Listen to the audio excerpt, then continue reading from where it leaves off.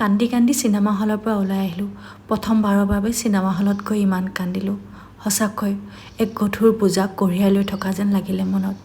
Hello' everyone, আমি চাবলৈ যাব ওলাইছোঁ আমাৰ মৰমৰ জুবিন দাৰ চিনেমাখন চাবলৈ। আৰু যিহেতু জুবিন দাৰ চিনেমা চাবলৈ যাম, সেইকাৰণে ৰাতিটো ভালকৈ টোপনি অহা নাছিল আৰু ৰাতিপুৱাৰ পৰা এনেদৰে আমি যোৱাৰ বাবে যোজা লগাইছিলোঁ। জানেই নহয়, মাক হ'লেতো ইমান ইজি নহয়। বাচ্চাক কাপোৰ পিন্ধোৱা, তাইক খোৱা বনোৱা, সকলোবিলাক ৰেডি কৰাৰ পাছতহে মই নিজে ওলাবলৈ পাৰোঁ। আৰু কথামতেই কাম, তাইক সকলো ওলাই মেলি তাইৰ বাবে খানা ৰেডি কৰি সকলো বস্তু পেক কৰি এনেদৰে আমি যাবলৈ ওলালোঁ। এয়া দেখিছে নহয় আমাৰ তিনিওটাক। এইটো আমাৰ হৈছে মস্ত ডাঙৰ বেগ। কি আছে বুলি ক'লে, ইয়াতে তাই দুটা ডাঙৰ পানী বটল আছে, তাই গাখীৰৰ বটল আছে, তাই খোৱা বস্তু আছে। আৰু লগতে মই লৈছোঁ আৰু এটা বেগ য'ত তাই কাপোৰ আছে, যাতে তাই চিনেমা হলত ঠাণ্ডা নালাগে তাৰ কাৰণে কাপোৰ। আৰু যিহেতু আমাৰ দীঘলীয়া জাৰ্ণি, আমি প্ৰায় 200 কিলোমিটাৰ জাৰ্ণি কৰিম, সেইকাৰণে তাইৰ কাৰণে ৰুমাল চুমালো লৈ লৈছোঁ।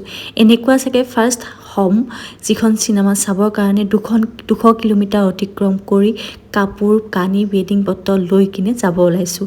আচলতে আমি আছোঁ ছত্তীশগড়ৰ চিপটত। আৰু চিপটৰ পৰা যিহেতু আমাৰ NTPC বুলি কয়, NTPC টাউনশ্বিপৰ পৰা ৰায়পুৰলৈকে যাব লাগিব আমি জুবিন দাৰ মুভিখন চাবলৈ। আৰু সেইকাৰণে সকলোবিলাক যোজা কৰিছোঁ। আৰু চিপটৰ পৰা ৰায়পুৰলৈ হয় আপোনাৰ অতি কমেও 200 কিলোমিটাৰ। সৰু বাচ্চা এটা লৈ কিনে যিহেতু যাম আৰু 200 কিলোমিটাৰ যিহেতু অতিক্ৰম কৰিব লাগিব, সেইকাৰণে সকলোবিলাক বস্তু পেডিং পাতি আৰামছে বান্ধি লৈছোঁ। কাৰণ আমাৰ চিনেমাখন আছে 7:45 পৰা আৰু আমি ওলাইছোঁ প্ৰায় 3টামান বজাত। যিহেতু এতিয়া 3টা বাজিছে, তাইক প্ৰথমতে শুৱাবলৈ চেষ্টা কৰিছোঁ, কাৰণ তাই ঘৰত থাকিলেও 3টা বজাত সদায় টোপনি যায়। সেইকাৰণে গাখীৰ চাখীৰ খুৱাই মেলি তাইক এনেদৰে গাড়ীৰ ভিতৰতে আমি আৰম্ভ কৰিছোঁ যাত্ৰাটো। আৰু যাত্ৰাৰ মাজতেই জুবিন দাৰ গান শুনি শুনি আমি এনেদৰে লাহে লাহেও গৈ আছোঁ।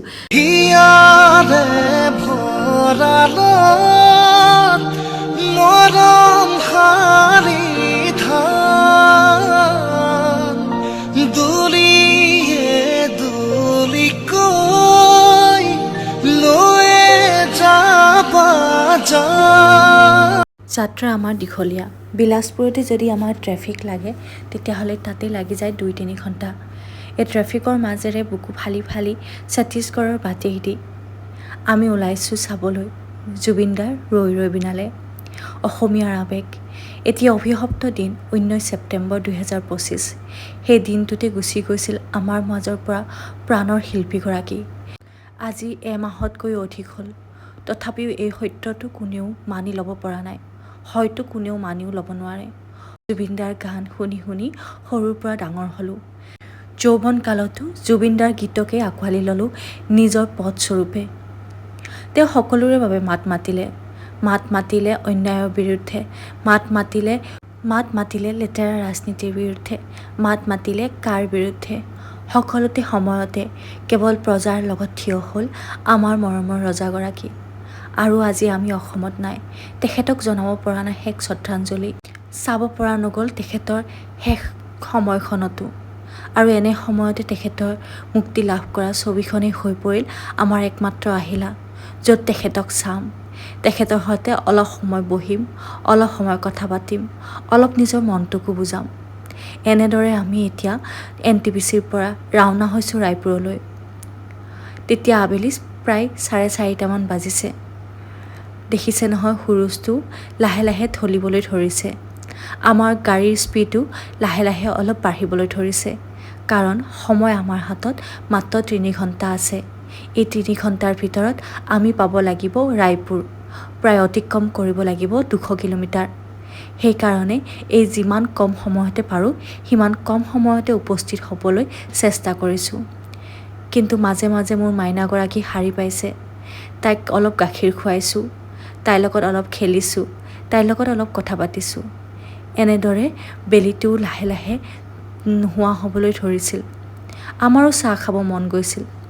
সেইকাৰণে মাজে মাজে ৰাস্তাৰ চাৰিওফালে চকু ফুৰাই গৈ ফুৰিছোঁ ৰায়পুৰলৈ, যেন ক'ৰবাত এখন ভাল ৰেষ্টুৰেণ্ট পাই যাওঁ আৰু ৰেষ্টুৰেণ্টখনত সোমাই চাহ খাওঁ। কেতিয়াবা তাই ককাকৰ লগত খেলিছে, কেতিয়াবা দেউতাকৰ লগত, আৰু কেতিয়াবা মোৰ কোলাত এনেদৰে বহি খেলি খেলি গৈ আছে। যাত্ৰাটো যদিও দীঘলীয়া তথাপিও আমনিদায়ক নাছিল, কাৰণ আমাৰ সংগী আছিল জুবিনদাৰ প্ৰিয় গীতসমূহ। সেই গীতসমূহকে আঁকোৱালি লৈ আমি নামিলোগৈ এখন ৰেষ্টুৰেণ্টত। তাতে অলপ সময় জিৰাই লৈ কিনে তাইক অলপ কিবা কিবি খুৱাইও দিলোঁ। ৰেষ্টুৰেণ্টখন বাহিৰৰ ফালৰ পৰা গছ লতিকাই ভৰি আছিলে, দেখাত ধুনীয়া হয়। এইখন ৰেষ্টুৰেণ্টতে সোমাই তাইক কিবা কিবি খুৱাই ল'লোঁ, আমিও চাহ খালোঁ, আৰু এনেদৰে গাড়ীত বহোঁতেই হ'ল গধূলি। আৰু এনেদৰে গধূলি সময়ত তাইক অলপ গাখীৰ খুৱাই আকৌ আৰম্ভ কৰিলোঁ আমাৰ যাত্ৰা। আকুলতা দিয়াহি মোক এষাৰি মাতে, ঐ মোলৈ নোচোৱানে। যিমানেই গধূলি হৈছিল সিমানেই আমাৰ মনত এটাই ভাৱ আহিছিল, আৰু কেইটামান মুহূৰ্তৰ পাছত আমি লগ পাম আমাৰ প্ৰিয় শিল্পীগৰাকীক। তেখেতৰ শেষ শ্ৰদ্ধাঞ্জলি যদিও আমি দিব পৰা নাই, দিমগৈ চিনেমা হলখনতে। সেইকাৰণে তাইকো আগত দেউতাকৰ লগত বহাই দি আমি কেৱল তেখেতৰ গান শুনি আগবাঢ়িছিলোঁ ৰায়পুৰ চিটিলৈ। প্ৰথমবাৰৰ বাবে ৰায়পুৰ চিটিখনত এনেদৰে সোমাইছোঁ। ধুনীয়া হয় চিটিখন। আমাৰ শেষ ইচ্ছা পূৰণ কৰা এইখন চিটিলৈ মই সন্মান জনাইছোঁ, যিখন চিটিত আমি চাব পাৰিছোঁ জুবিনদাৰ শেষ মুভিখন। আৰু এনেদৰে গৈ গৈ আমি পালোঁগৈ আমাৰ গন্তব্যস্থান। এই গন্তব্যস্থানত পোৱাৰ আগতেই আমি দেখিলোঁ চিটিখনত তেতিয়া ক্ৰমাৎ মানুহবোৰ কম হ'বলৈ ধৰিছে, কাৰণ হৈছে গধূলি। অৱশ্যে আমাৰ ইয়াতেই যিহেতু গধূলি দেৰিকৈ হয়। অসমত এতিয়া যিহেতু ঠাণ্ডা দিন হৈছে, তাত সোনকালেই গধূলি হৈ যায়, কিন্তু ইয়াত গধূলি হয় 6টা, 6:30টাত। আৰু এনেদৰে PVRৰ পাৰ্কিং হলত আমি পালোঁগৈ।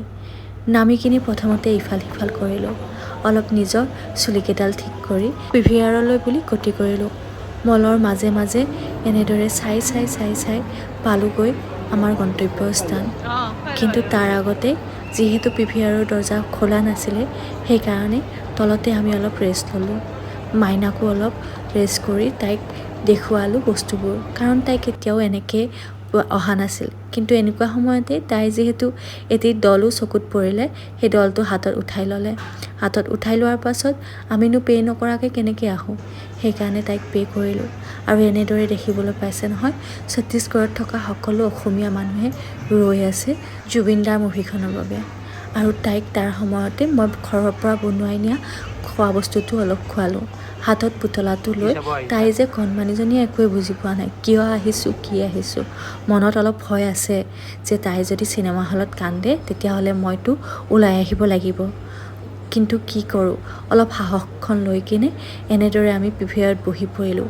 ৰায়পুৰ চিনেমা হলৰ কৰ্তৃপক্ষই নাজানে আমাৰ জুবিনদাৰ প্ৰতি থকা আৱেগ। নাছিল এখনো পোষ্টাৰ, লগোৱা নাছিল কোনো ধৰণৰ ৰৈ বিনালেৰ পোষ্টাৰ এখন, যাৰ বাবে আমি আপোনালোকক দেখুৱাব নোৱাৰিলোঁ পোষ্টাৰখন। এনেদৰে আমি সোমাই পৰিলোঁ PVR মুভি হলত। যিমানে থিয়েটাৰ হললৈকে সোমাই গৈছোঁ, সিমানে মোৰ বুকুখনে কিমান থপথপাই আছিল। নাজানো চিনেমাখন চাব পাৰিম নে নাই, কিন্তু শেষৰখন মুভি হিচাপে তেখেতলৈ শ্ৰদ্ধাঞ্জলি জনাবলৈ আহিলোঁ মুভিখন চাবলৈ। আহিছিল অসমীয়া ঢেৰ মানুহ, যদিও গোটেই হলটো পৰিপূৰ্ণ হোৱা নাছিল দৰ্শকেৰে, তথাপিও কমেও 100জনতকৈ অধিক মানুহে ভিৰ কৰিছিল। আৰু মোৰ মাইনাজনীয়ে হাতত পুতলাটো লৈ এনেদৰে অনুভৱ কৰিলে জুবিন গাৰ্গৰ শেষৰখন মুভি।